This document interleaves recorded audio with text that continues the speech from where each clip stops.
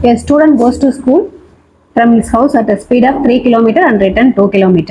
இப்போ நமக்கு ஃபார்முலா என்ன? Times equal to d by distance by speed. Distance தான் நமக்கு தெரியாது. ஃபர்ஸ்ட் டிஸ்டன்ஸ் பை ஸ்பீடை மட்டும் எடுத்துக்கலாம்.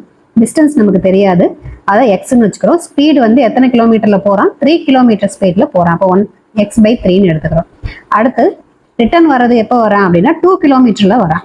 அப்போ ரிட்டர்ன் வர்றது எதுல வரான் அப்படின்னா 2/3ல வரான். அப்போ ரெண்டையும் ஆட் பண்ணோம்னா டோட்டல் ஸ்பீட் கிடைக்கும் நமக்கு.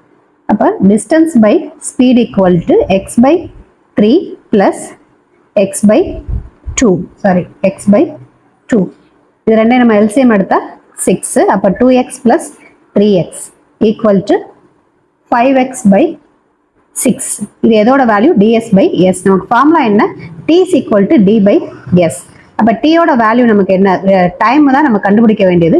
இங்க என்ன கொடுத்துருக்காங்க அப்படின்னா it takes 5 hours it going and coming. ரெண்டுக்கு சேர்த்து 5 மணி நேரம் ஆயிருக்குன்னு சொல்றாங்க. அப்போ டைம் வந்து 5, இப்போ டிஸ்டன்ஸ் வந்து 5x/6. இந்த சைடு கொண்டு போனோம்னா என்ன வரும்? 5 × 6 30 ஈக்குவல் டு 5x. அப்போ எக்ஸோட வேல்யூ என்னது நமக்கு? 30/5 அப்படின்னா 6ங்கிறது. அப்போ என்னது நமக்கு? ஸ்பீட் வந்து டிஸ்டன்ஸ் வந்து 6 கிலோமீட்டர் அப்படிங்கிறது நம்மளுடைய ஆன்சர்.